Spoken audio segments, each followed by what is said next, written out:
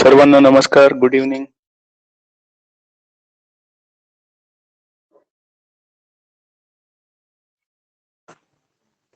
Evening sir.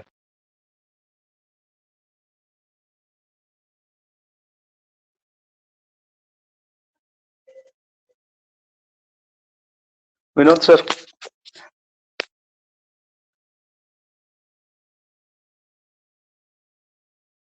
हा sir बोला. Sir जर कधी कधी काय होतं, टीचमेंट ऍप मध्ये आवाज जातो किंवा स्क्रीन जाते.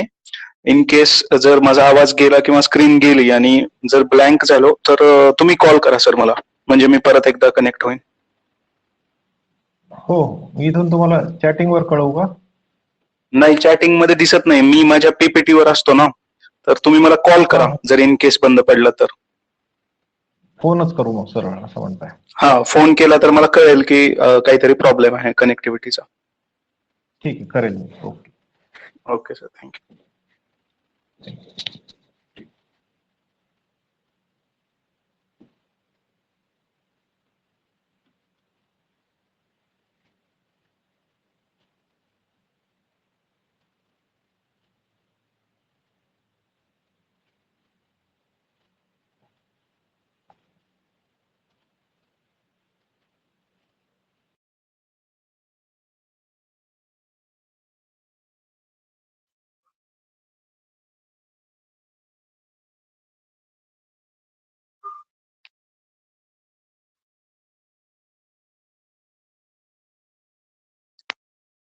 ओके मित्रांनो, नमस्कार.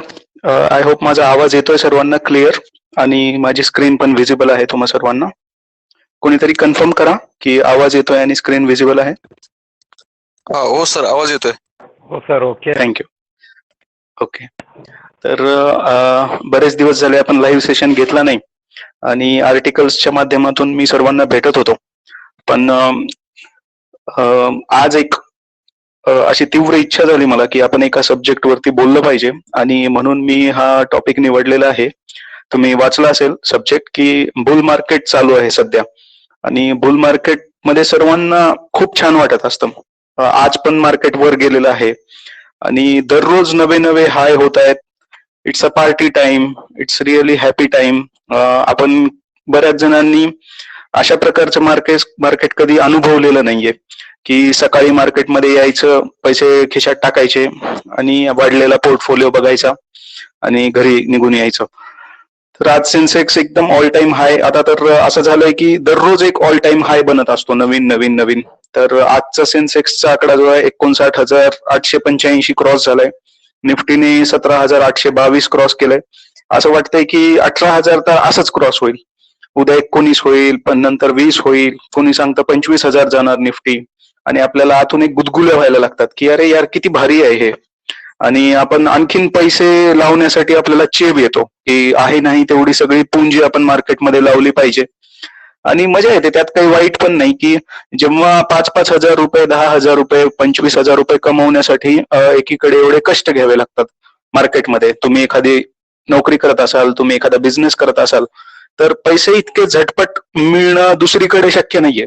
पण इथे अगदी काही तासांमध्ये, काही मिनिटांमध्ये, काही दिवसांमध्ये तुमचे पैसे असे हजारो रुपये आपल्याला मिळायला लागतात आणि खरोखर मजा येते. म्हणजे हे एक सेलिब्रेशन असतं की आपले पैसे वाढताना बघणं, यापेक्षा मोठा आनंद नाही दुसरा. तर मार्केटमध्ये जसं पार्टी टाइम असतं, जसं सेलिब्रेशन असतो, त्याच्यासोबत दोन गोष्टी आणखीन येतात. एक असतो युफोरिया. युफोरिया म्हणजे उन्माद, असं म्हणता येईल की आनंदाने वेडपिसं होणं, भान हरपणं. आणि हॅलोसिनेशन म्हणजे दृष्टीभ्रम, म्हणजे जे नाही ते दिसायला लागतं आणि जे आहे ते दृष्टीआड होतं. तर आपण याविषयीच आज बोलणार आहोत की बुल मार्केट खूप छान आहेत, सर्वांना हवे हवेसे आहेत, खूप आवडतात, पण त्याच्यासोबत काही कडवट सत्य पण आहेत त्याला चिकटलेले. आणि बुल मार्केटला हँडल करता आलं पाहिजे. आयुष्य असं म्हणतात की भगवान का थप्पड़ दो प्रकार का होता है, एक वो सब कुछ ले जाता है और दूसरा वो छप्पर फाड़ के देता है. तर ज्यावेळी माणसाला अनपेक्षितपणे काहीतरी मिळायला लागतं तर ऑटोमॅटिक आपल्या डोक्यामध्ये हवा जायला लागते, आपली बुद्धी काम करणं बंद करते आणि बऱ्याच लोकांना ते यश पचवता येत नाही. तर बुल मार्केट हा सुद्धा त्यातलाच एक प्रकार आहे की जेव्हा झोळीत भरभरून पैसे मिळायला लागतात तर त्यावेळी आपण आपले बिहेवियर, आपल्या डिसिप्लिन्स, आपले आडाखे किंवा आपले जे मेथड्स आहेत तर त्या कुठेतरी कॉम्प्रोमाइज करून पुढे जायचा प्रयत्न करतो. तर आपण एका बुल मार्केटच्या मध्यभागी आहोत. कोरोनाचा चॅप्टर आता ओव्हर झालेला आहे. आता कुणाला आठवत पण नसेल की मार्च 2020 मध्ये काय झालं होतं. रोज मार्केटला सर्किट लागत होते 10% 15% 20% मार्केट असं नॉर्मली पडत होतं. डाओ जोन्स काय, नॅसडॅक काय, जगभरातले सगळे मार्केट असे धडाधड कोसळत होते. आणि कदाचित तुमच्यापैकी कुणाची त्यावेळेस हेवी इन्व्हेस्टमेंट नसेल, पण ज्यांची असेल त्यांना मात्र तो क्षण नक्की आठवेल की जेव्हा बघितलं होतं आपले पोर्टफोलिओ अर्धे होत आहेत, 75% होत आहेत किंवा 60% होत आहेत, तर कशी फिलिंग असते. तर ते त्यांनी अनुभवलेलं आहे, पण फार थोड्या जणांनी अनुभवलं असेल. कदाचित बरेच जण तुम्ही नवीन आलेले असाल. आणि जितका आनंद असतो मागच्या 1 वर्षामध्ये, 1.5 वर्षामध्ये भरभरून दिले शेअर मार्केटने सर्वांना. जे लोक इन्व्हेस्टेड आहेत त्यांचे पैसे दुप्पट झाले, काही जणांचे 5 पट झाले, काही जणांचे नॉर्मल 20% 25% वाढलेच असतील. तर अशा पण काही स्टोरीज आहेत की 12.5 लाख रुपये घेऊन आलेला व्यक्ती आज 70 लाख रुपये किंवा 10 वर्षापूर्वी 2.5 लाख गुंतवलेला एक माझा मित्र आहे, तर त्याची आता रक्कम 18 करोड पर्यंत वगैरे गेलेली आहे. तर असे अमेझिंग स्टोरीज आपण ऐकतो आणि आपल्या अंगावर रोमांच येतात. वाव, हे किती भारी आहे आणि हे मी सुद्धा करेन आणि आपल्याला उत्साह वाढतो. पण एक गोष्ट नक्की लक्षात ठेवली पाहिजे की आनंद जितका असतो तितका माणूस गाफील राहतो आणि जितका आपण गाफील होतो तितका धोका होण्याची शक्यता वाटते. आणि म्हणून सदैव सजग राहायला पाहिजे, म्हणून कॉशियस राहायला पाहिजे. तुमचं असं म्हणतात की सावधानी हटी दुर्घटना घटी, की ज्या क्षणी आपल्याला असं वाटायला लागतं की मला सर्व येतं, मला सगळं समजायला लागलं आहे, तोच सर्वात मोठा धोक्याचा क्षण असतो. तर बुल मार्केटमध्ये ही पण कपॅसिटी आहे, तो रंकाचा राजा बनवतो आणि बुल मार्केट लोकांना बर्बाद करतात. बुल मार्केटमुळे राजाचा रंक सुद्धा होतो. तर ते असतं ना, rags to riches and riches to rags. तर एका बुल मार्केटची सुरुवात कशी होते, मिडल बुल मार्केटमध्ये काय असतो, युफोरिया कसा असतो आणि बुल मार्केटचे परिणाम काय होतात, तर याविषयी आपण थोडंसं बोलणार आहोत. आपण मिडल मध्ये यासाठी आहोत की सध्या ज्या पद्धतीनं लिक्विडिटी आहे मार्केटमध्ये आणि ज्या पद्धतीचं वातावरण आहे, अजून काही आयपीओ पेंडिंग मध्ये आहेत. असं म्हणतात की LICचा एक खूप मोठा आयपीओ येणार आहे, पेटीएमचा एक आयपीओ येणार आहे आणि असे 80,000 करोड 1 लाख करोडचे जर आयपीओ येणार असतील तर मार्केट पडलेलं चालणार नाही. तर त्यामुळे असं मानू शकतो की अजून येणारे काही महिने हा बुल रन असाच चालेल. तर माहिती नाही तो कधीपर्यंत चालेल. तर आपण हे बघतोय की एका बुल मार्केटची लक्षणं काय असतात, सिम्पटम्स ऑफ बुल मार्केट. तर बुल मार्केटमध्ये आहे ना, अप अप अप हेच म्युझिक असतं. तुम्ही एखादा स्टॉक बघता, पिक करता आणि तो वाढायला लागतो. ह्याच्यामध्ये काही फार जास्त बुद्धिमत्ता नसते, ऍक्च्युली तो वाढणारच असतो. पण आपल्याला असं वाटतं की मला कळायला लागलंय. असं जेव्हा सिनारिओ होतो की 100 मधले 80 स्टॉक्स 90 स्टॉक्स पळायला लागतात, विनाकारण पळायला लागतात, तर ते एक बुल मार्केटचं मोठं लक्षण आहे. तुम्ही जे हो म्हणता ते घडायला लागतं. तुम्हाला जर वाटेल की उद्या हे होईल, उद्या हा स्टॉक 3% वाढेल, उद्या हा स्टॉक 5% वाढेल, 1 महिन्यात हा 20% पुढे जाईल आणि ते जेव्हा व्हायला लागतं तर त्यामध्ये आपले कर्तृत्व काही नसतं की आपला पोर्टफोलिओ वाढला. हे ऍक्च्युली मार्केटचं नेचर आहे. पण असं व्हायला लागलं की असं ओळखून चालायचं की हे बुल मार्केट सुरू आहे. आणि ह्याचं आणखीन एक प्रॉमिनंट लक्षण म्हणजे प्रत्येक जण स्वतःला ऍडवायझर समजायला लागतो. आपण जेव्हा आपण कोणाशी चर्चा करतो तर सर्वजण शेअर मार्केट विषयी बोलतात. तुमचे मित्र कंपनी, तुमचं कुटुंबियातले परिवार, नातेवाईक किंवा तुमच्या ओळखीची माणसं ते तुम्हाला सांगायला लागतील, अरे हा स्टॉक खूप चांगला आहे, याच्यामध्ये मी एवढे कमवले आणि तुझ्या पोर्टफोलिओमध्ये हे आहे का नाही. तर हे फ्रेंड्स आणि रिलेटिव्ह सर्वजण फायनान्शियल ऍडवायझर्स बनायला लागतात. आपणही न कळत दुसऱ्यांना सल्ले द्यायला लागतो की तुम्ही असं करा, हे करा, बघा मला मागच्या 1 वर्षात एवढा प्रॉफिट झाला. तर हे एक कॅरेक्टर आहे बुल मार्केटचं. आणि कुठल्या संध्याकाळच्या पार्टीमध्ये, कुठल्या एखाद्या छोट्या मोठ्या कार्यक्रमामध्ये स्टॉक मार्केटची चर्चा व्हायला लागते आणि फायनान्शियल प्लॅनरची गरज भासत नाही. असं वाटायला लागतं प्रत्येकाला की मला सर्व येतं. तर हे सर्व फायनान्शियल प्लॅनर्स आहेत ना, हे असेच आहेत. तर यांची काय गरज आहे आपल्याला, कारण जेव्हा सगळंच वाढायला लागतं त्यावेळी आपण एक्सपर्ट बनतो. पण एक पीटर लिंच नावाचे एक महान गुंतवणूकदार होऊन गेले अमेरिकेमध्ये, आणि म्हणजे जगातला सर्वात अव्वल दर्जाचा अनालिस्ट असं म्हणता येईल. पीटर लिंच वरती एक सेपरेट सेशन करता येईल, एवढा हा मोठा माणूस आहे. आपण कधीतरी बोलूया याविषयी, की त्यांची फिलॉसॉफी, त्यांची पुस्तकं, त्यांनी कमवून दिलेले रिटर्न्स. तर आपल्या क्लायंट्सला त्यांनी 60% 70% रिटर्न्स कमवून दिले पर इयर, आणि असा गुंतवणूकदार पुन्हा होणे नाही, असा झालाही नाही आधी. तर प्रचंड बुद्धिमान, प्रचंड बारकाईने अभ्यास करणारा माणूस. आणि त्यांचं एक वाक्य खूप फेमस आहे. ते म्हणाले, bull markets are flood times. म्हणजे बुल मार्केट हे महापुरासारखे असतात. जेव्हा ते येतात तेव्हा खूप मौज वाटते लोकांना. ते म्हणतात की प्रत्येक बोट तरंगायला लागते, प्रत्येक माणूस पोहायला लागतो त्या बुल मार्केटमध्ये. पण जेव्हा ते निघून जातं, ती लाट ओसरते, त्या नदीला आलेला पूर निघून जातो, त्यावेळी खरं कळतं की कुणाची किती बर्बादी झाली, कुणाची किती तबाही झाली. तर हे असं का म्हणाले असतील, तर येणाऱ्या स्लाइड्स मध्ये आपण बघूया की बुल मार्केट वाईट का आहेत. ते चांगले तर आहेतच, पण मग ते वाईट का आहेत. तर पीटर लिंचला नेमकं काय म्हणायचंय, कदाचित हे प्रेझेंटेशन संपेपर्यंत तुम्हाला नक्की कळेल. तर बुल मार्केटचे काही इन्ग्रेडियंट्स आहेत. बुल मार्केट तयार कसं होतं, एखादी स्वयंपाकाची रेसिपी तयार करायची असते तर काही कच्चा माल लागतो, काही पदार्थ लागतात. तर तसं 2-3 घटक मिळून एक बुल मार्केटची निर्मिती होते. सर्वात पहिला घटक आहे ग्रोथ. जेव्हा मार्केट सातत्याने वाढायला लागतं, कंपन्यांचे नफा वाढायला लागतं, विक्री वाढायला लागते, कन्झम्पशन वाढायला लागतं, लोक पैसा खर्च करायला लागतात, देशाची अर्थव्यवस्था वेगाने प्रगती करते, जीडीपी वाढतो, तुमचे सर्व इंडेक्सेस परफॉर्म करतात, आणि तुम्ही असं समजू शकता की हा एक मोठा घटक आहे जो कॉन्ट्रीब्युट करतो बुल मार्केटचं फॉर्मेशन होण्यासाठी. दुसरं आहे लिक्विडिटी. लिक्विडिटी म्हणजे काय, पैसे छापणं. तर जेव्हा एखाद्या देशाची सेंट्रल बँक किंवा जगभरातल्या सेंट्रल बँक मार्केटमध्ये पैसा ओतायला लागतात, बँकांचे व्याजदर कमी होतात आणि खूप सारा पैसा मार्केटमध्ये फिरायला लागतो. तर लिक्विडिटी हे एक मोठं कारण असतं. एक 10 वर्षांनी 15 वर्षांनी नियमित लिक्विडिटी चलन फुगवटा होत जातो, वाढत जाते वाढत जाते वाढत जाते, आणि मग एका पीकला पोहोचल्यानंतर तो कमी होतो. तर हे चक्र पण अव्याहतपणे सुरू असतं. आणि तिसरं आहे सेंटिमेंट, की जेव्हा सामान्य माणसं बघतात किंवा HNI बघतात, असे मोठे मोठे इन्व्हेस्टर्स बघतात की सध्या काय चालू आहे, सध्या प्रॉफिट कशात आहे, तर स्टॉक मार्केटमध्ये आहे, तर चला मग. आणि असं म्हणून मग भेडचालमध्ये जेव्हा लोक येऊन गुंतवायला लागतात, तर माणसामध्ये एक, मी जसं म्हणलं, उन्माद तयार होतो.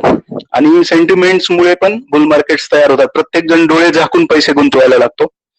तर सध्या ह्या 3 मधले एखादं बुल मार्केट पुढे जाण्यासाठी, मोठं होण्यासाठी 3 पैकी 2 गोष्टी आवश्यक आहेत. ग्रोथ पाहिजे, लिक्विडिटी पाहिजे, सेंटिमेंट्स पाहिजे. 3 पैकी 2 जरी गोष्टी असतील तर त्या बुल मार्केटकडे घेऊन जातात. तर सध्या ग्रोथ मिसिंग आहे. खरं सांगायचं तर तुम्ही कुठल्याही कंपनीचे आकडे काढून बघा नफ्याचे, मागच्या सप्टेंबर मधला आकडा बघा, ह्या सप्टेंबरचा आकडा बघा, त्याच्यात फार मोठा फरक नाहीये. असला तर तो 10%, 20%, 25%चा फरक असेल. पण स्टॉक्स मात्र दुप्पट झालेले आहेत मागच्या वर्षीपेक्षा, तिप्पट झालेले आहेत, 5 पट झालेले आहेत, 10 पट झालेले स्टॉक्स मी तुम्हाला सांगू शकतो. तर हे का होतंय, तर हे ग्रोथ नाहीये, हा पैसा आहे. हे फक्त लिक्विडिटीमुळे होतंय, आणि लिक्विडिटीला पाहून पाहून पाहून सेंटिमेंट्समुळे होते. लोक उत्साहात आलेले आहेत, त्यांना असं वाटतंय खूप चांगलं पिक्चर आहे, भविष्य खूप चांगलं आहे, आणि जबरदस्त रिटर्न मिळत आहेत, आणि प्रत्येक जण हात धुवून घ्यायला बघतोय. तर त्यात काही वाईट पण नाहीये. पण हे 2 आपल्याला एक समजून घेतलं पाहिजे की हे एकदम बेसिक एक हेल्दी बुल मार्केट आहे का, तर कदाचित नाही, असंच त्याचं उत्तर आहे. काही मोजक्या कंपन्या असतील ज्या प्रगती करत असतील, पण बऱ्याचशा कंपन्या सध्या कृत्रिम तेजीमध्ये येत आहेत किंवा आणल्या जात आहेत मुद्दामून. तर अशा वेळेस माणसाला मोह होतो. गीतेमध्ये असं सांगितलेलं आहे की मोह झाला की तुमची बुद्धी नाश पावते, आणि माणसाला योग्य काय अयोग्य काय हेच कळत नाही. तर शेअर मार्केटमध्ये सुद्धा हे 2 मोठे शत्रू आहेत असं सांगतात. एक आहे लालच, ग्रीड, आणि दुसरा आहे फिअर, भीती. तर ह्या 2च गोष्टींमुळे आपण चुकीचे निर्णय घेण्यात भाग पडतो, आपण फसतो, अडकतो. तर होतं काय नेमकं, तुम्ही एक स्टॉक घेतला आणि तो स्टॉक वाढला, समजा तो स्टॉक तुमच्या अपेक्षेपेक्षा पुढे गेला, तुम्ही घेतला आणि तो तुमची अपेक्षा होती 20% रिटर्न देईल, आणि त्यांनी झटपट 25% रिटर्न दिले, 50% रिटर्न दिले, आणि मग तुम्हाला खूप आनंद व्हायला लागतो की अरे वा, हे खूप छान झालं. तर मग माणूस काय करतो की तो आणखीन खरेदी करायला लागतो. त्याला बायचं बटन खुणावत असतं, त्याच्या खिशातला पैसा खुळखुळत असतो आणि मग तो खरेदी करत सुटतो. तर बुल मार्केटमध्ये काय बाय करायचं याला जास्त महत्व नाहीये. तुम्हाला नाही कळालं की काय बाय करायचं चालतं, पण काय बाय नाही करायचं हे मात्र तुम्हाला कळालं पाहिजे. तर इथं तेच सांगितलेलं आहे सोप्या शब्दांमध्ये, you need not know what to buy but you must know what not to buy. तुम्हाला काय बाय नाही करायचं हे मात्र तुम्हाला कळायला पाहिजे. तर बऱ्याच अशा कचरा कंपन्या आहेत, बऱ्याच अशा कंपन्या आहेत ज्या मागे आग लागल्यासारखी रॉकेट सारखे पळतायत आणि लोकांना मोह होतो की अरे यार हे मला घ्यायचे.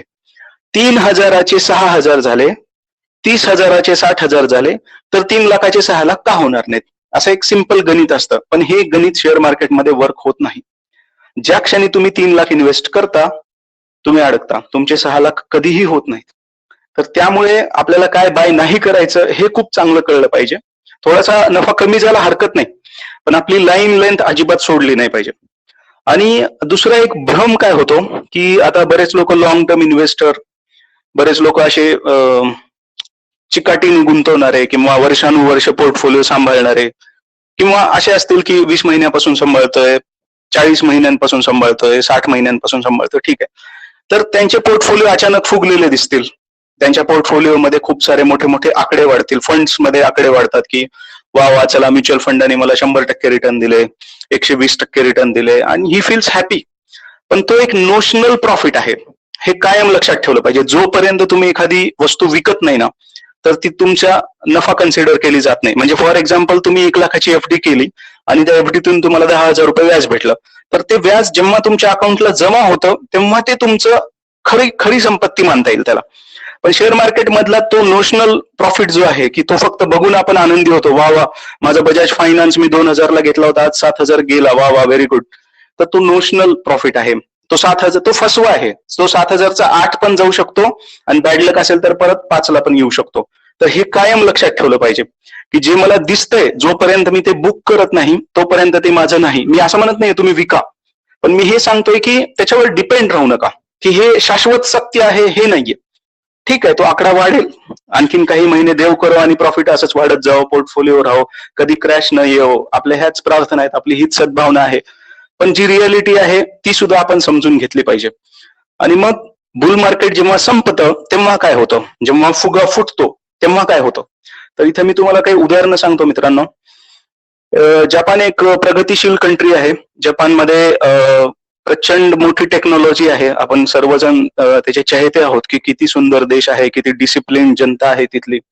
आणि दुसऱ्या वर्ल्ड वॉर नंतर म्हणजे जपानी लोक मूळचे आक्रमक स्वभावाचे, मेहनती, कष्टाळू, चिकाटीने काम करणारे, आणि जशी जशी त्यांची शक्ती वाढत गेली त्यांची महत्वाकांक्षा वाढली आणि मग त्यांनी जगामध्ये इतर देश अटॅक करायला सुरुवात केली आणि अमेरिकेने त्यांच्यावर 2 अणुबॉम्ब टाकले ईर्ष्येमधून आणि मग ते कोसळले. मग तिथून सर्व मिलिटरी जी होती त्यांची ती त्यांनी एका कॉर्पोरेटमध्ये कन्व्हर्ट केले. अमेरिकेने त्यांना सांगितलं यापुढे तुम्ही मिलिटरी ठेवू शकणार नाही, आम्ही तुमचं रक्षण करू, पण तुमची सर्व मिलिटरी जी आहे ती तुम्ही काढून टाकली पाहिजे. मग आता करायचं काय, तर त्या लोकांनी आपल्या मिलिटरीला कन्व्हर्ट केलं बिझनेसमध्ये, कॉर्पोरेट्समध्ये. मग ते लोक कार बनवू लागले, विमानं बनवू लागले, टेक्नॉलॉजी आणू लागले वेगवेगळी. तर मग त्यांच्या मार्केटमध्ये बुल रन सुरू झाला, इकॉनॉमिक ग्रोथ व्हायला लागली. 1950च्या दशकापासून सुरुवात झाली आणि मग तुम्ही बघताय ह्या चार्टमध्ये 70 पासूनची सुरुवात आहे. त्यांचा निकेई 225 नावाचा एक इंडेक्स आहे. तर तो वाढत वाढत वाढत गेला आणि अक्षरशः 1,500चा इंडेक्स जो 1970 मध्ये 1,500 होता तो 1990 मध्ये पुढच्या 20 वर्षामध्ये 40,000 पर्यंत जाऊन पोहोचला. 39,000 हा त्याचा पीक आहे. तर अशा वेगाने त्यांनी प्रगती केलेली आहे 20 वर्षामध्ये 1970 ते 1990 की जगभरामध्ये जपानला चॅलेंजच नव्हतं. त्यांच्या कंपन्या, त्यांच्या गाड्या, त्यांची टेक्नॉलॉजी, त्यांचे रेडिओ जपानचा, कॅसेट जपान, सगळं जपानचं. इलेक्ट्रॉनिक डिव्हाइसेस मध्ये त्यांचा कोणी हात धरत नव्हतं. कोरिया वगैरे आता आलेले, चायना किंवा तैवान. तर जपाननी जेव्हा पीक गाठला, त्याचा बुल रनचा पीक आला 1990 मध्ये आणि तिथून एक डाऊनफॉल सुरू झाला आणि तो डाऊनफॉल इतका भयंकर होता की 1990 पासून 2002 पर्यंत म्हणजे पुढचे जवळपास 12 वर्ष हा डाऊनफॉल चालत राहिला आणि मार्केट 8,000 ला गेलं. 40,000 पासून 8,000 म्हणजे जवळपास 70% त्यांचं मार्केट वाईप आउट झालं. 100 वरून पुन्हा एकदा तो इंडेक्स 20, 25, 30 ह्या रेंज पर्यंत आला. तर हे किती भयानक असेल. आणि मग तिथून कधीही मार्केट पुन्हा 40,000ला गेलं नाही. तर ते खाली खाली येत राहिलं. 8,000ला आलं 2002 मध्ये. 2002 नंतर जगभरामध्ये पुन्हा एक बुल रन सुरू झाला होता अमेरिकेमध्ये आणि बाकी सर्व देशात. तर ह्या बुल रन मध्ये सुद्धा ते पार्टिसिपेट करू शकलं नाही, कारण ते वाढून वाढून फक्त 15,000पर्यंत गेलं. त्याचा जो उच्चांक होता 39,000चा तिथपर्यंत ते कधीही पोहोचलं नाही त्यानंतर.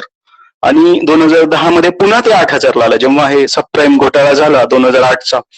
तर त्यावेळी पुन्हा एकदा ते आपल्या लो वरती आलं होतं. तर हे किती खतरनाक असू शकतं याचं एक उदाहरण आहे.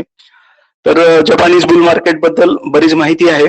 आपल्याजवळ जास्त वेळ नाहीये, पण कुणी म्हणू शकतं की नाही सर, जपान आहे ना ही एक्सेप्शनल केस आहे. तुम्ही बाकीच्या शेअर मार्केटचे उदाहरण घ्या. जपानमध्ये ओल्ड झाली, लोकसंख्येचं वय वाढलं, क्रयशक्ती कमी झाली, त्यांच्या जिओग्राफिकल काही कंडिशन्स असतील किंवा जिओ पॉलिटिकल काही सिच्युएशन्स होत्या, त्यामुळे त्यांचं काहीतरी बिनसलं असेल, स्टॉक मार्केटमध्ये काही प्रगती झाली नसेल, दुसरे काही देशांचा उदय झाला चीन सारख्या. चला ठीक आहे, जपानला आपण जर असं सॅच्युरेटेड इकॉनॉमी मानलं तर मी तुम्हाला चीनचं उदाहरण देतो. चीनला तुम्ही म्हणाल की जगातली दुसरी मोठी महासत्ता आहे. आज जगामध्ये दादागिरी अमेरिकेची नाही चालत आहे, चीनची चालते. तो ठरवतोय कुणाच्या देशात कोण पंतप्रधान बनणार, त्यांच्या पॉलिसीज कशा असणार. वन बेल्ट वन रोड, मिलिटरीचा धाक दाखवतायत. साऊथ चायना असेल किंवा आजूबाजूच्या सगळ्या देशांवरती तो हे करतोय. तर असं केव्हा करतो माणूस, अटॅक केव्हा करतो? जेव्हा त्यांच्याजवळ पैसा खूप असतो, जेव्हा त्यांना मस्ती असते किंवा ज्यांना बाजारपेठ काबीज करायची असते, त्यावेळी हे सगळे नाटकं करतात. हिटलरनी तेच केलं होतं किंवा इतर देशांमधले जे हुकुमशहा प्रवृत्तीचे लोक होते त्यांनी हेच केलं होतं. तर शांघाई कॉम्पोजिट इंडेक्स आहे हा, त्याचा एक चार्ट दाखवतोय मी तुम्हाला. आणि शांघाईनी प्रगती सुरू केली त्याची 1987-88 पासून. त्यानंतर एका रेंज मध्ये तो फिरत होता आणि तो पण आपल्या सेन्सेक्स सारखाच 1,000 पॉईंटनी सुरू झाला होता 1992-93 मध्ये, त्याच सिमिलर रेंज मध्ये होता. आणि तिथून तो ऑक्टोबर 2007 मध्ये 5,880 वर गेला होता, त्याचा हाय, ऑल टाइम हाय. तो वेगाने गेला एका वर्षामध्ये. 2004 नंतर तुम्ही जर बघाल तर एका सरळ लाईन मध्ये बुल रन सुरू झालं चायनामध्ये आणि इंडेक्स 5 पटीने वाढला. 1100चा इंडेक्स एका वर्षामध्ये जवळपास 5 पटीने पुढे गेला आणि आजपर्यंत पुन्हा तो त्या हायवर जाऊ शकलेला नाहीये. आज 2022 आहे, 21 आहे, तो 22चा आपल्याला आकडा दिसतोय. तर 3,642 आतापर्यंत फक्त त्यांनी अर्धा रन कव्हर केलाय त्याचा. तर हे बुल मार्केट आहे. आज 2007 ला सुद्धा 14-15 वर्ष उलटून गेलेली आहेत, पण तरी सुद्धा शांघाय कॉम्पोजिट इंडेक्स, एवढी प्रगतिशील अर्थव्यवस्था, देशाला जगावर कुरघोडी करणारी अर्थव्यवस्था, इमर्जिंग मार्केट, एवढी मोठी क्रयशक्ती, एवढी मोठी लोकसंख्या, पण बुल मार्केट नंतर अशा प्रकारची मंदी येत असते. हे एक सत्य आहे. कोणी म्हणाल नाही सर, चायना पण आहे ना बेकार देश आहे, तिथली पोलादी अर्थव्यवस्था आहे, तिथं खरं काय ते बाहेर येत नाही, खूप सारे राज्यकर्त्यांचा हस्तक्षेप आहे. तर जगात उदाहरण घ्यायचं तर अमेरिकेचं, भारताचं आणि अमेरिकेचं एक नातं आहे. अमेरिका वाढली की भारत पळायला लागतो, अमेरिका पडली की भारत पडतो, असं आपलं को रिलेशन आहे, खूप मस्त आहे. तर तुम्हाला हे पण बघून आश्चर्य वाटेल, हा अमेरिकेचा इंडेक्स आहे S&P 500. तर जसं आपल्याकडे S&P असं एक इंडेक्स असतो, स्टँडर्ड्स अँड पुअर ही एक ऑर्गनायझेशन आहे आणि त्यांचे 500 बेस्ट निवडलेले स्टॉक्स, त्याचा हा ऍव्हरेज काढलेला आहे. तर तुम्ही बघाल इथं पण बुल रन सुरू झाला होता 1981 पासून, जो इंडेक्स 136 पॉइंटला होता. तर तो वाढत वाढत वाढत जानेवारी 2000 मिड 2000 पर्यंत तो 1500ला पोहोचला होता आणि तिथून एक फॉल झाला पुन्हा. तर तो फॉल झाल्यानंतर तो 800 पॉइंटला आला. तिथून एक बुल रन सुरू झाला होता 2002-03 ते 2007. हे एक असं सुवर्ण अक्षरांनी लिहिल्या जाईल अशा पद्धतीचे 4 वर्ष होते. त्या 4 वर्षात जे लोक मार्केटमध्ये होते त्यांनी अभूतपूर्व संपत्ती कमावली. तर मिस्टर राकेश झुनझुनवाला हे एक त्याचं उदाहरण आहे. त्यांनी स्वतः एका इंटरव्ह्यू मध्ये सांगितलं की ते 4 वर्ष माझ्या आयुष्यात परत कधी येतील असं मला वाटत नाही. त्यांनी अनेक पटींनी त्यांची संपत्ती वाढवली त्या 4 वर्षांमध्ये. तर पुन्हा एकदा मार्केटनी पीक टच केला, तो होता 1561. आणि आश्चर्य वाटेल तुम्हाला की 1561चा इंडेक्स पुन्हा 600 पॉईंटवर आला होता जेव्हा हा सबप्राईम फुटला होता त्यावेळेस. आणि आजपर्यंत पुन्हा तो रिअल इस्टेट त्या बूम मध्ये जो गाठलेला इंडेक्स आहे तो अजूनही त्यांनी टच केलेला नाहीये. तर अमेरिकेची सुद्धा हीच कथा आहे की त्यांनी 2000 साली जे टच केलं होतं 1527, तर नंतर 2011 पर्यंत सुद्धा ते 1500 पॉईंटला जाऊ शकले नाही पुढची 12 वर्ष. तर 12 वर्ष हा खूप मोठा स्पॅन आहे. म्हणजे एखादा बुल मार्केट 2-3 वर्षात 4 वर्षात तुम्हाला खूप मस्त ग्रोथ देतोय आणि पुढचे 12 वर्ष तो अक्युमुलेट करतोय. तर हे खूप पेनफुल आहे. एक जनरेशन निघून जाते 12 वर्षामध्ये. आपण आपलं वय वाढतं, आपली पुढची पिढी हाताखाली येते, आपले गोल्स आपल्या दृष्टीपथास येतात. तुम्हाला पुढचे काही तुम्ही ठरवले असतील की मुलांची लग्न करायचे किंवा मुलांना चांगलं शिकवायचे आणि मग ह्या गोष्टी 12 वर्षामध्ये जर वाढणार नाही तर मग आपल्याला काय फायदा. तर असे विचार आपल्या मनात येऊ शकतात.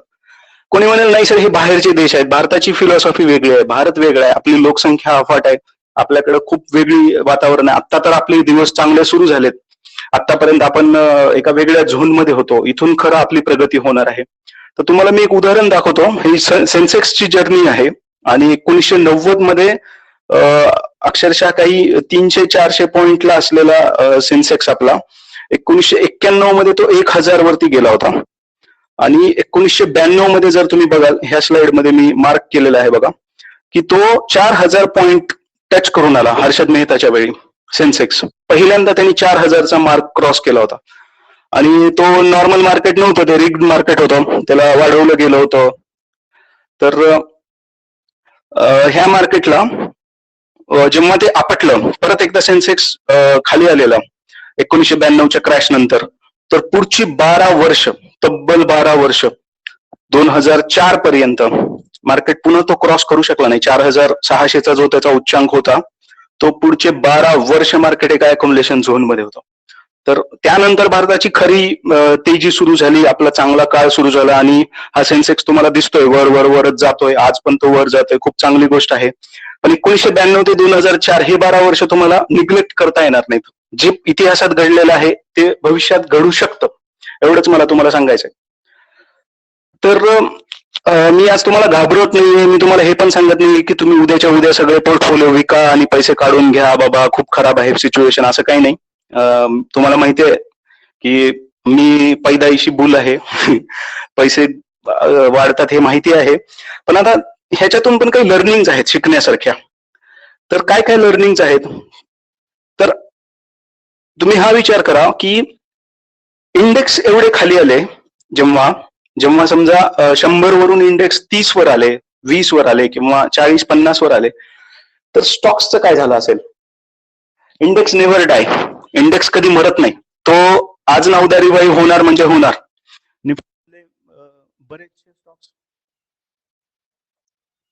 निफ्टीमधले बरेचसे स्टॉक्स बाहेर पडले, खराब स्टॉक्स बाहेर पडले. ताजं उदाहरण म्हणजे येस बँक, हा निफ्टीचा शेअर होता, तो बाहेर पडला. पण निफ्टी कधी मरत नाही, कारण निफ्टीमध्ये नवीन स्टॉक येत राहील, सेन्सेक्स मध्ये जुना स्टॉक काढून टाकला जाईल, खराब परफॉर्मन्सला बाहेरचा रस्ता दाखवतात, चांगल्या स्टॉकला आतमध्ये घेतात. तर हे रिबॅलन्सिंग झाल्यामुळे इंडेक्स कधी मरत नाही. पण स्टॉक्स आणि प्रत्येक बुल मार्केटमध्ये काही डार्लिंग स्टॉक्स असतात, डार्लिंग शेअर्स असतात बुल मार्केटचे. तर उदाहरण द्यायचं झालं तर 2008-7च्या तेजीमध्ये एक 7-8 स्टॉक्स खूप फेवरेट होते लोकांचे, जसं रिलायन्सचे अनिल अंबानीचे स्टॉक्स होते, रिलायन्स कम्युनिकेशन किंवा जेपी असोसिएट आणि DLF नावाचा एक स्टॉक होता, अदान ऑफ शेअर, ज्या स्टॉकनी काही वर्षांमध्ये काही पट नाही तर म्हणजे असं 100%, 200% असं नाही, तर 3500%, 3800% असे रिटर्न दिले होते. म्हणजे काही पट झाले होते ते, 30 पट, 40 पट, 30% नाही, 30 पट. तर हे भयंकर आहे. म्हणजे 100चा स्टॉक 3000 ला गेला, 4000 ला गेला. तर अशा पद्धतीचं वेड लागल्यासारखं, ते अंगामध्ये देवी आल्यावर जसं माणूस असा पळत सुटतो, तशा पद्धतीनं ते काहीतरी विचित्र घडत होतं. आणि हे स्टॉक्स आज कुठेही दिसत नाहीत. त्या तेजीमध्ये जे चालले ते गायब झाले, परत ते कधी उठलेच नाही. म्हणजे आता तुम्ही अदान ऑफ शेअरचा वगैरे चार्ट काढून बघा, त्याच्या कंपनीचं नाव बदललेलं आहे, पण ते भयंकर आहे. तो जो चार्ट दिसतो की तो अशा तेजीत पळत सुटला, वर गेला, पीक वर गेला आणि तिथून जो कोसळलाय तो कायमचा झोपलाय आता. तर असे डार्लिंग शेअर्स प्रत्येक बुल मार्केटमध्ये असतात. आपल्याला कॉशियस राहायचंय की असा कुठला शेअर आपण आपल्या पोर्टफोलिओमध्ये आणायचा नाही, आपले पैसे आपल्याला त्याचा बचाव करायचा आहे. तर होतं काय नेमकं, तर कोणीतरी बुडबुडे उडवतोच, कोणीतरी बुल असतो मार्केटमध्ये. एक छान कार्टून काढलेलं आहे एका अमेरिकेच्या कुणी कार्टुनिस्टनी, आणि तो बबल्स तयार करतोय आणि लोकांना वेड लागल्यासारखं ते त्या बबल्सच्या मागे धावत सुटलेले आहेत आणि एके दिवशी हे बबल फुटणार आहे असं त्याला सुचवायचंय. तर आणखीन एक कार्टून मी इथे ऍड केलंय, त्याच्यामध्ये तुम्हाला एक रोलर कॉस्टर राईड दिसते ज्याच्यामध्ये वर खाली होतंय आणि लोकांना या वर खालीची सवय होते आणि एका पॉइंटला आल्यानंतर हे संपतं आणि त्यावेळी जेव्हा सगळे कोसळायला लागतात तर प्रत्येक जण पुन्हा तेच सांगायला लागतो की हे फक्त एक करेक्शन आहे, हे फक्त एक करेक्शन आहे, बाय ऑन डिप्स, ऍव्हरेज करा. आणि मग तिथं धोका होतो, कारण कदाचित कित्येक स्टॉक्स पुन्हा तुम्हाला त्या रेटवर मिळत नाहीत. तर आपण ह्या पोझिशनला येऊन अडकण्यापेक्षा आपण जर आधीच सावध झालो तर आपलं नुकसान कमी होईल. तर हीच माझी धडपड आहे. बऱ्याचदा असे धोके होतात मार्केटमध्ये की तुम्हाला एक चित्र दाखवलं जातं आणि ते चित्र तितकं खरं नसतं. तर तुम्ही तो फुलपाखरू पकडण्याच्या नादामध्ये विसरून जाता की तुम्ही कुठल्या टोकावर आलेले आहात आणि तिथं माणसाचा घात होण्याची जास्त शक्यता असते. तर असं बरेचदा होतं की बरेचसे स्टॉक्स मुद्दामून तेजीत आणले जातात. म्हणजे एक असा दृष्टांत द्यायचा झाला तर बॉलिवूडमध्ये किंवा अशा इंडस्ट्रीमध्ये अशा काही हिरोईन्स असतात, तर त्यांचं एक टिपिकल एज असतं की समजा त्याची सुरुवात 20व्या-21व्या वर्षी सुरू होते आणि कदाचित 30-35 पर्यंत ते खूप सारे मूव्हीज करतात, खूप फेमस होतात, नंबर 1 हिरोईन, आणि त्यानंतर अचानक ती हिरोईन बाद होते इंडस्ट्रीमधून. तिला कोणीच विचारत नाही, तिला कुठला पिक्चर मिळत नाही, ती कुठल्या समारंभात दिसत नाही आणि एव्हरीवन निग्लेक्ट दॅट, की ती नसल्यासारखी असते. पुन्हा एकेकाळी तिने जेवढं साम्राज्य गाजवलेलं असतं तर ती पुन्हा नकोशी असते. तर सेम असं ह्या बुलरन मध्ये असलेल्या डार्लिंग शेअर सोबत होतं. एक वेळेस ते सर्वांचे चहेते असतात, सगळी दुनिया त्यांच्या मागे वेडीपिसी असते आणि जेव्हा त्यांची चमक संपते तर त्यांना प्रत्येक जण निग्लेक्ट करायला लागतो. Nobody talks about them, nobody give attention to them. तर अशा पद्धतीचे काही उदाहरणं आहेत. प्रत्येक बुलरन मध्ये हे होतं, स्पेसिफिक हे त्याचं कॅरेक्टर आहे.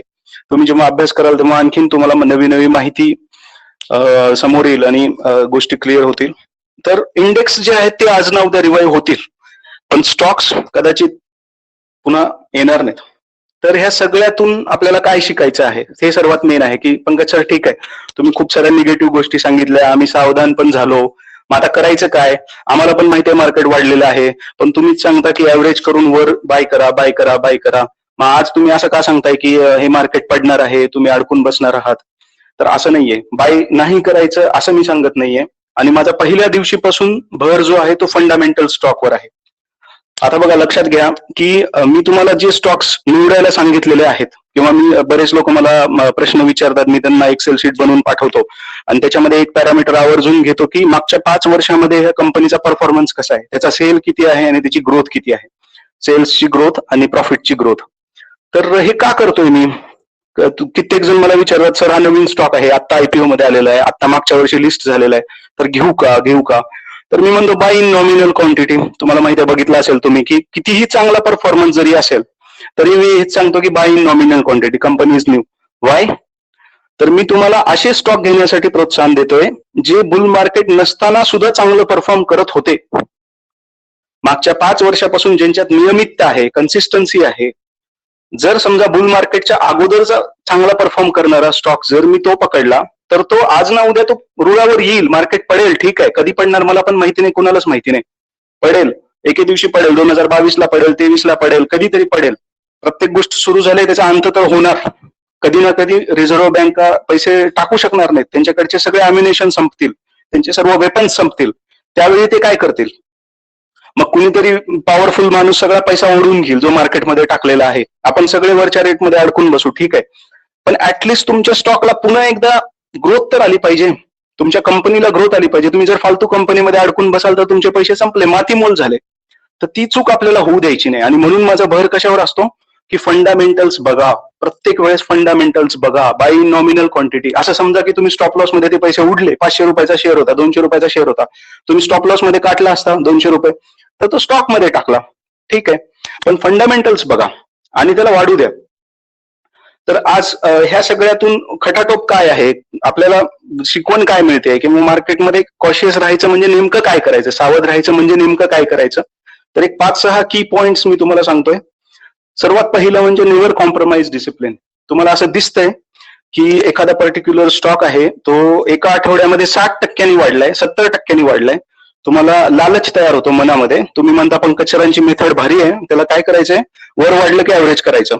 मग फंडामेंटल्स थोडेफार कमी जास्त असले तर चालतात, काय फरक पडतो, त्याची प्रॉफिट ग्रोथ नसेल, त्याची सेल्स ग्रोथ नसेल, सीएजीआर तर वाढतोय म्हणजे एक पॅरामीटर तर खूप चांगला आहे. आणि बाकी तुम्ही लॉजिक लावू शकता की हे चांगलं आहे, ते चांगलं आहे, कंपनी चांगली आहे, फ्युचर चांगलं आहे, सगळे लोक सांगतायत चांगलं आहे. तर आपण काय करतो, आपल्याला जे सोयीचं असतं ते बघतो. तर समजा एखाद्याला मोह झाला की प्रॉफिट ग्रोथ सेल्स ग्रोथ जरी नसेल तरी पण मी हा स्टॉक घेतो, तर त्या ठिकाणी तुम्ही डिसिप्लिन मोडली तुमची. आणि मग भाव वाढत गेले म्हणून तुम्ही ऍव्हरेज करत जाल, ऍव्हरेज करत जाल, ऍव्हरेज करत जाल, एके दिवशी तो स्टॉक सोडून दिला जाईल आणि मग तुम्हाला एक्झिटच मिळणार नाही. तर म्हणून डोळ्यासमोर जरी दिसत असेल की हा स्टॉक वेगाने वाढतोय तरी पण नॉमिनल क्वांटिटी बाय करा, त्या रॅलीचा आनंद घ्या. पण खूप मोठी रक्कम आपल्या पोर्टफोलिओचे 1%, 2%, 3% अशा फालतू स्टॉक मध्ये गुंतवू नका. मी स्वतः बरेच स्टॉक्स आहेत माझ्याकडे, 30-40 स्टॉक्स असे आहेत की ज्यांचे फंडामेंटल चांगले नाहीयेत, पण त्या स्टॉक्सला मी गिनत पण नाही. वाढले तर वाढले, नाही वाढले हरकत नाही. आणि त्याच्यामध्ये मी सातत्याने ऍव्हरेज पण करत नाही. माझा भर कुणावर असतो, जो मजबूत आहे, जो माझा भरवशाचा खेळाडू आहे, जो माझा वेगवान घोडा आहे, चित्ता आहे, त्याच्यावरती मी पैसे लावतो, ज्याचा कंपनीचा परफॉर्मन्स मागचे 10 वर्ष 15 वर्ष सातत्याने चांगला आहे. तर अशा कंपन्यांना मी जास्त प्राधान्य देतो, जे ब्रँड आहे, ज्याच्या वस्तू मी वापरतो, ज्या आपल्या डोळ्यांना दिसतात. बरेच स्टॉक्स 8,000 मधले 50-100 स्टॉक्स जर सोडून दिले तर 7,000 स्टॉक्स तर तुम्हाला नाव पण माहिती नाही. हे टेक्सटाईल कंपनी करते काय, हे स्प्रिंग बनवते म्हणजे काय करते, काचेचे उत्पन्न बनवते म्हणजे काय करते, काय नेमकं प्रयोगशाळेतले ऍपरेटस बनवते का फर्निचरच्या वस्तू बनवते, माहितीच नाही. तर मग का आपण अनोळखी माणसाच्या त्या ह्याच्यावर बोलायचं, आणि कुणाच्या तरी जो असा सूटबुटात घातलेला टाय घातलेला माणूस आहे तो आपल्याला मोठ्या मोठ्या गप्पा सांगतोय आणि त्याच्यावर विश्वास ठेवायचा. तर हे थोडंसं पटत नाही. तर फंडामेंटल्सशी कॉम्प्रोमाइज करू नका. तुम्हाला लक्षात येत असेल, तुम्हाला जाणवत असेल की ह्या कंपनीला ग्रोथ आहे, ह्या कंपनीचे फंडामेंटल चांगले आहे, डोळे झाकून घेऊ शकता, HUL सारखा स्टॉक आहे, कोलगेट सारखा स्टॉक आहे, तुम्हाला माहिती आहे ही कंपनी खूप भारी आहे, नेस्ले आहे खूप भारी आहे, तर मागचे 100 वर्ष जर ती कंपनी पैसे कमवते तर पुढचे 100 वर्ष सुद्धा कमवेल. सेम लॉजिकने मागचे 5 वर्ष सेल्स ग्रोथ आणि प्रॉफिट ग्रोथ देणारी कंपनी आहे, तर पुढचे 5 वर्ष पण ती देणार. समजा खूप मोठा क्रॅश झाला मार्केटमध्ये, 3-4 वर्ष जरी भाव पडले तरी पण माझी कंपनी बुडणार नाही, कारण वाईट काळामध्ये तग धरण्याची क्षमता मार्केट लीडर मध्येच असते. ज्या कंपन्या भक्कम असतात, तुमच्या गावामध्ये 4 किराणा दुकानदार आहेत आणि समजा किराणा दुकानदारांमध्ये खूप मोठी लॉसची काहीतरी घटना घडली, तर तोच दुकानदार टिकेल ज्याचं दुकान मोठं आहे.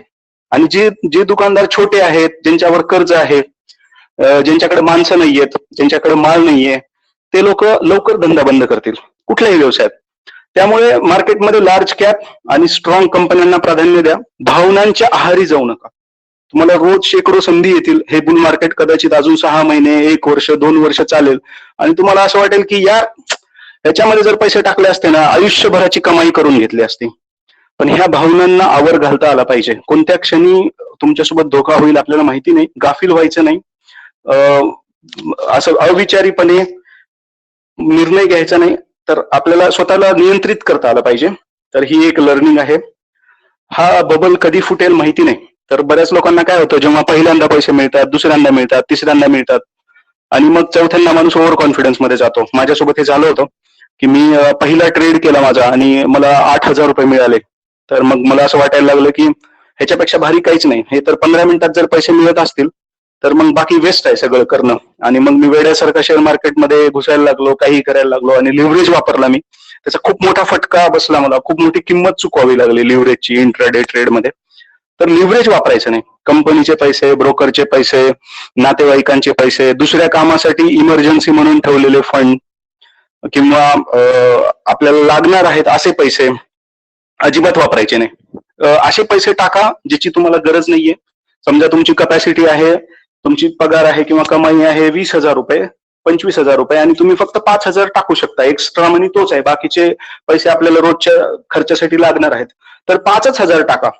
माणूस मोहामध्ये येतो आणि पोझिशन्स घेतो की चला ठीक आहे 3 महिने आहेत आणि मग इन्शुरन्सचे पैसे याच्यात टाकून देतो किंवा ह्या कामासाठी ठेवलेले पैसे याच्यात टाकून देतो. तर ही चूक करू नका. कोणत्या दिवशी कोणता धोका होईल आपल्याला सांगता येत नाही. हे बुल मार्केट असो किंवा नसो, शेअर मार्केटमध्ये उधारीचा पैसा, इमर्जन्सीचा पैसा कधीही टाकायचा नाही. इथे मी एक लॉक लावलंय आणि सांगितलंय प्रिझर्व्ह इसेन्शियल कॅपिटल.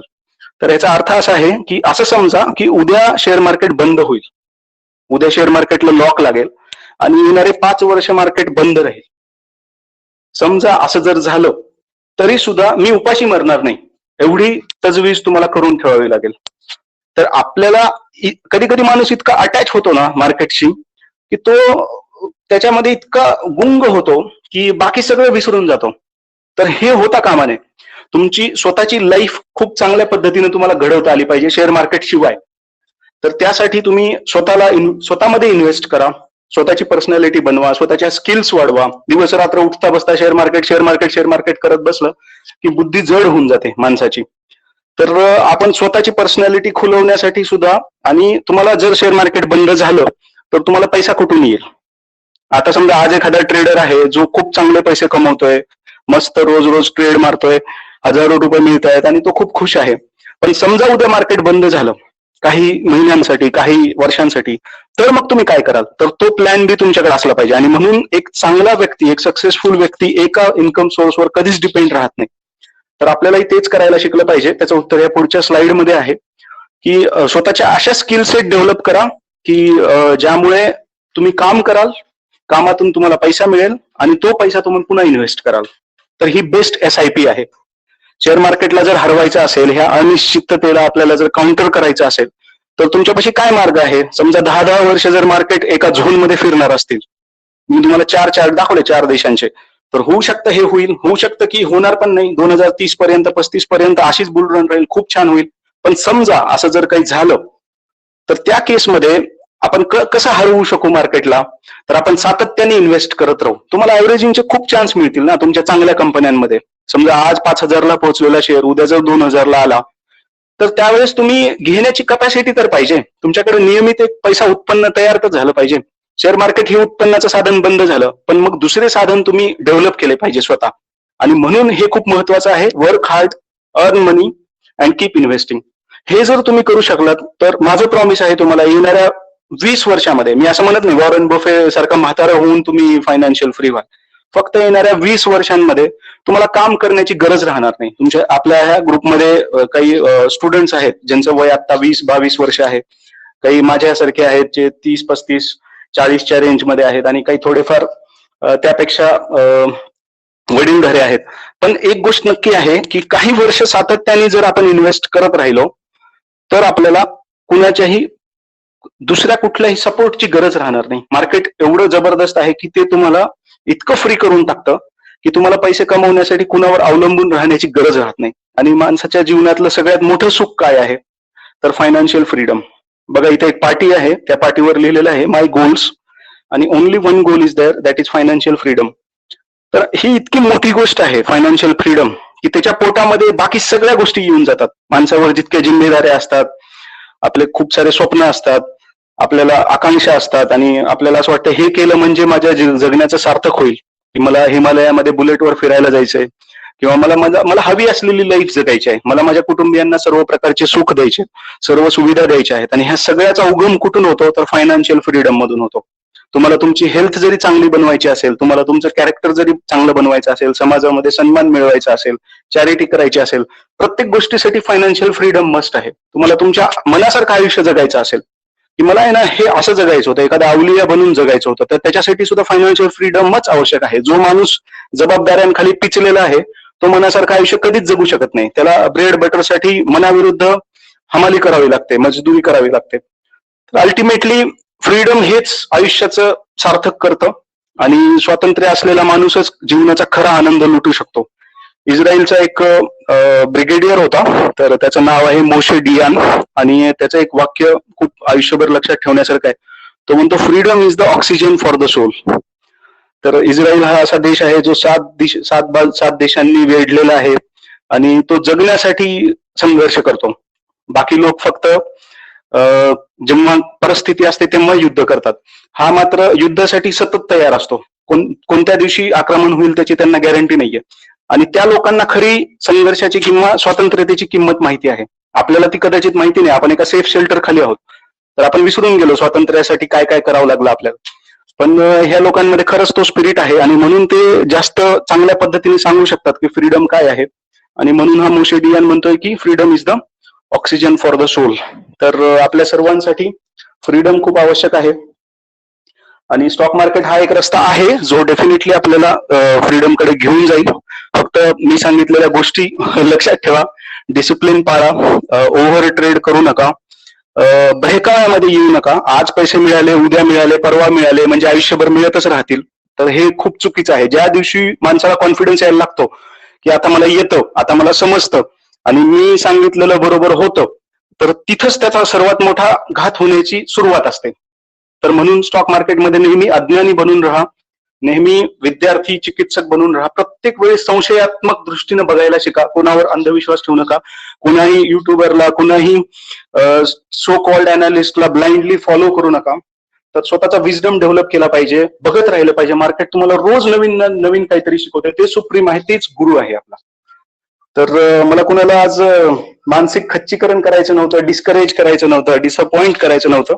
पण एक as a mentor it's my responsibility की जी दुसरी बाजू आहे तर ती सुद्धा आपण तेवढ्याच चांगल्या पद्धतीने सांगितली पाहिजे. म्हणजे जे नवीन लोक असतील, ज्यांनी अजून धक्के खाल्लेले नाहीत, ज्यांना ही रियालिटी माहिती नाहीये, तर ते नेहमी कॉशियस होतील. बॅक ऑफ द माइंड हे थॉट्स तुम्हाला नेहमी पेनिट्रेट करतील की नाही यार, आपण जे करतोय ते एकदम सावधानतेने करायला पाहिजे. मनात आलं म्हणून ट्रेड केला, व्हिडिओ गेम सारखा बाय केला, सेल केला, बाय केला, सेल केला आणि एके दिवशी तुमचं तो नियंत्रण सुटून जातो, ताळतंत्र सुटतो. तर ते होऊ देऊ नका. तर यासाठी ही सर्व धडपड होती. तर आय होप तुम्हाला हे सेशन आवडलं असेल आणि आणखीन आपण भेटतच राहू. तुमचे काही प्रश्न असतील तर आपण घेऊया.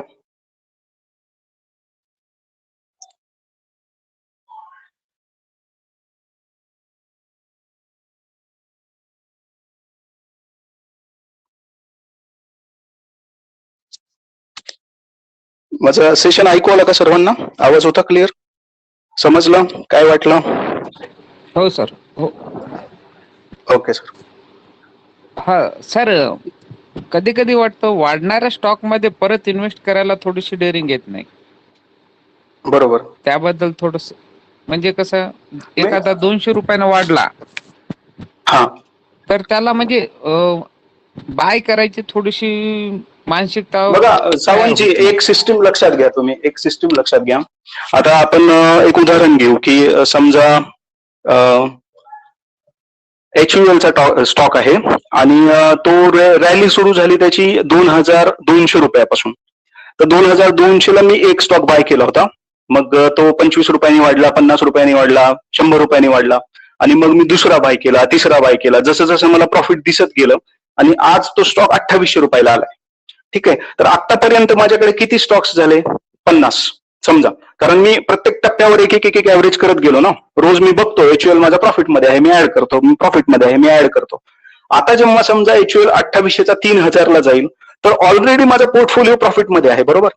माझे 50 स्टॉक्स आहेत जे मला ऍव्हरेज देत आहेत. 1 रुपयानी स्टॉक वाढला की 50 रुपये वाढतात. आणि जर मी आता माझ्याकडे 50 स्टॉक घेण्या इतके पैसे तर नसतात. उद्या अचानक रोज रोज 1-1 लाख रुपये, 2-2 लाख रुपये तर आपण कमवत नाही. आपण सगळे एका मीडियम कमवणारे लोक आहोत.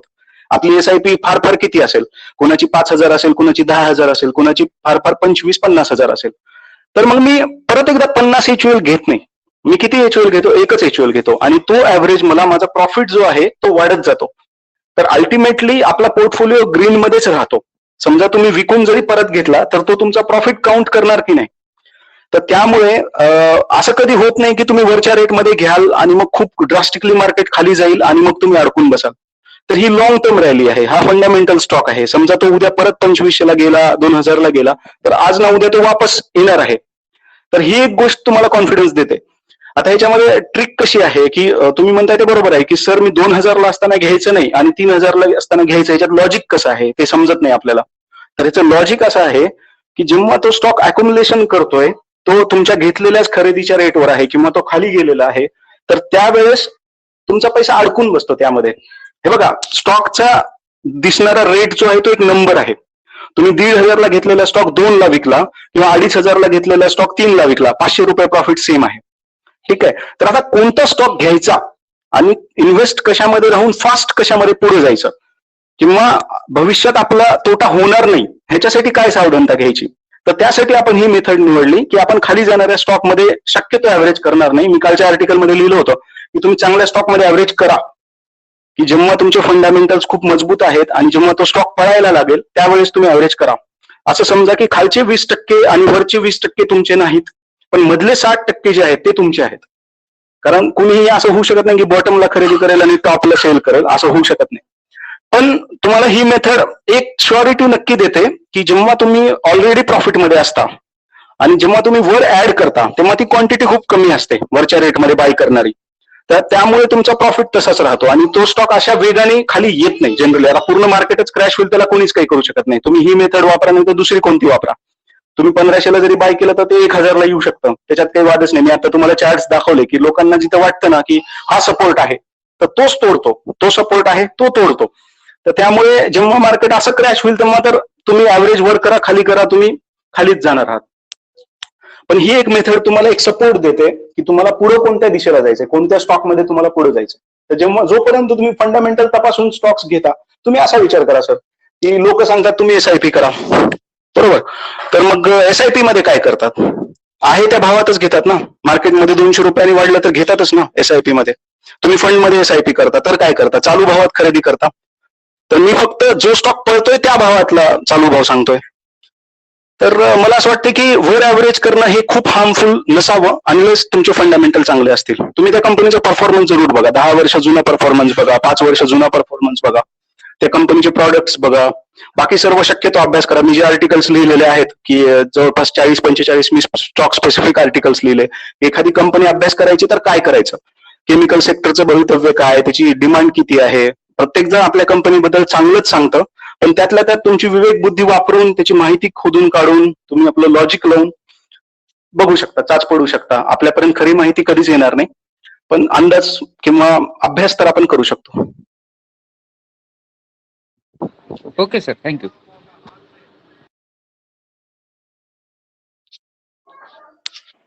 ओके फ्रेंड्स, तर मग बालचंद्रजी बोला, काय म्हणता sir. Excellent session sir, excellent session. Thank you very much. अतिशय अतिशय आभारी आहे. अरे वा. हॅलो. हा जितेंद्रजी बोला. हॅलो. हा हा, सर, बोला सर. नमस्कार. नमस्कार. मी नमस्कार. हा स्विंग ट्रेडिंगचा जो कोर्स आहे मी आता जॉईन केलेला आहे. तर हो, माहिती आहे मला. आधीचे जे काही समजा लेख किंवा जे काही व्हिडिओ असतील तुम्ही मला 2-3 व्हिडिओ टाकले होते, 3-4, आणि काही 2-3 नाही मी सर्व पाठवले सर, सर्व पाठवले मी तुम्हाला. मी आतापर्यंत जवळपास 27 आर्टिकल्स लिहिले होते तुम्ही जॉईन होईपर्यंत. काल लिहिलेलं माझं 30वं आर्टिकल आहे. आणि मी जितकं पण एक बुक आहे ते एक पीडीएफ आहे, तुम्ही ती वाचा. त्याच्यामध्ये एक 18 लेखांचं कंपायलेशन आहे. तर जेव्हा तुम्ही ते गो थ्रू कराल तर तुम्हाला बऱ्यापैकी आयडिया येईल की नेमकं मला काय सांगायचंय. आणि 8 व्हिडिओ रेकॉर्डिंग्स आहेत. परवा हा, तर त्याच्यातले मला आत्ताच फक्त लेख मिळाले 6च्या जवळपास. ते मी सगळे वाचले. नाही त्याच्यात एक पीडीएफ आहे, त्याच्यात एक पीडीएफ आहे सर, पुस्तक आहे. स्विंग ट्रेडिंगची 50 सूत्रे म्हणून एक पीडीएफ आहे. तर ती तुम्ही ओपन करा, त्याच्यामध्ये 18 लेख आहेत. Okay okay okay okay, thank you sir. आणि 8 रेकॉर्डिंग आहेत व्हिडिओच्या. आणि व्हिडिओ बघितलेत, मी व्हिडिओ बघितलेत. आणि हो. तुम्ही जे लेख हो. दिलेत आर्टिकल, चालेल sir. Okay okay, thank you sir. हो sir. Okay sir, thank you. Vinodji खूप छान. धन्यवाद सर. तुम्ही बरं झालं सावध केलं आम्हाला या सगळ्यातून. आणि मला वाटतं एक वाक्य आठवलं की हा सर. स्वतःच्या गुणवत्तेमध्ये केलेली गुंतवणूक ही सर्वोत्तम गुंतवणूक असते. राईट. गुंतवणूक तर 75 मला सर्वांना हेच सांगायचंय की असं समजा की शेअर मार्केटमधून येणारं उत्पन्न बंद झालं काही काळासाठी, काही वर्षांसाठी, तर आपलं घर चाललं पाहिजे, एवढा पैसा आपल्याकडे असला पाहिजे. आज सुद्धा माझ्या घरामध्ये कपाटामध्ये इतके पैसे आहेत की येणारे 6 महिने 8 महिने मी तग धरू शकतो. माझ्या बँकांवर सुद्धा विश्वास नाही. कारण मला असं वाटतं कधी कधी मी भावनेच्या भरात येऊन स्टॉक मार्केटमध्ये इन्व्हेस्ट करेल तर, किंवा मला असं वाटलं की मी इथं टाकतो तिथं टाकतो, तर मी सरळ घरात कॅश आणून ठेवतो. कारण मी भोगलेलं आहे मागे की जेव्हा माणसाकडे पैसे असतात आणि जेव्हा त्याच्या भावनांवर त्याचा कंट्रोल नसतो तर काय काय होऊ शकतं उलट सुलट. आणि आयुष्याने इतका मोठा धडा शिकवलाय की I never take risk now. मी माझ्या कपाटात पैसे ठेवतो, माझ्या महिन्याचा खर्च जेवढा आहे, आणि मी तुम्हाला तेच सांगतो सर्वांना की आपले इसेन्शियल पैसे जे आहेत ते कधीही टाकू नका आणि स्वतः तुमची इन्कम वाढवा. समजा आज आपली एक्स इन्कम आहे तर ती 1.5 कशी होईल, ती 2x कशी होईल पुढच्या वर्षी 2 वर्षामध्ये, तर ह्याच्यासाठी जास्त डोकं लावलं पाहिजे. आणि ऑटोमॅटिकच तुम्ही वर्क हार्ड कराल, पैसा येईल, तो तुम्ही इन्व्हेस्ट कराल, तर तुम्ही लवकर फायनान्शियल फ्रीडम अचीव्ह कराल. तर असं सगळं आहे की कमाई वाढवली पाहिजे. लोक काय करतात, वेड्यासारखं स्टॉक मार्केटचे व्हिडिओज बघतात. आता आजकालचे स्टुडंट्स वगैरे वेड लागल्यासारखं, म्हणजे दिवस रात्र युट्यूब बघणार, मार्केट बघणार, टीव्ही बघणार, आर्टिकल्स बघणार, माहिती काढणार, आणि मग ते 1000चे 2000 करतो, 2000चे 5000 करतो, 5000चे 10,000 करतो. पण असं होत नाही. जोपर्यंत तुम्ही तुमच्या पैशाचा झरा निर्माण करणार नाही, तुम्ही खूप मोठे इन्व्हेस्टर होऊ शकत नाही. सर एक विचारायचं होतं. हो सर. तुम्ही जे आता सांगितलं, म्हणजे आतापर्यंत तुम्ही सांगितलं की एक एक शेअर, एक एक स्टॉक, एक एक क्वांटिटी खरेदी करायची आणि ती हळूहळू वाढवत द्यायची. पण Right. ती अशा एक एक क्वांटिटी घेऊन आपली वेल्थ क्रिएट होईल का? म्हणजे आपण जर तुम्ही रेग्युलरली घेत राहाल, अल्टिमेटली तुमचा पोर्टफोलिओ बनेल ना सर. हे बघा, तुम्ही लॉंग टर्म विचार करा. कुणीतरी म्यूट करा, जे इको होतोय तो.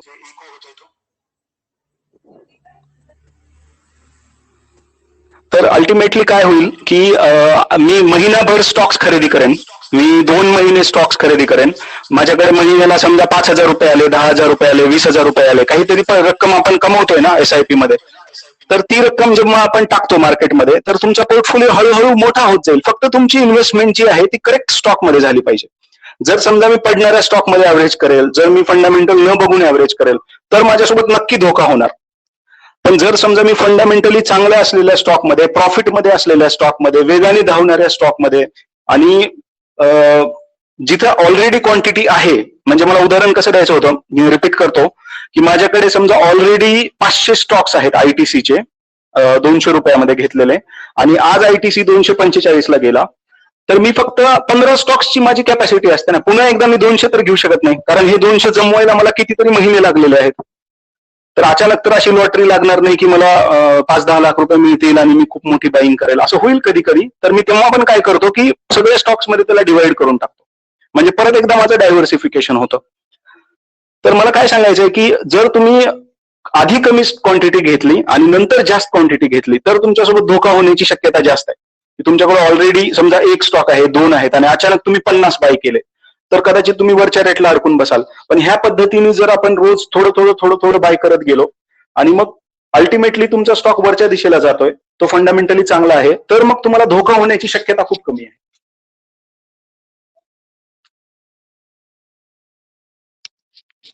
विनायकजी, did you got your answer or you still have doubts? हा, येस सर, मिळालं. Okay, thank you sir. Okay, yes, thank you. Okay, तर 10 वाजलेले आहेत, आपण बराच उशीर झालेला आहे. तर कोणाचे काही प्रश्न नसतील तर आपण एंड करूया मग सेशन.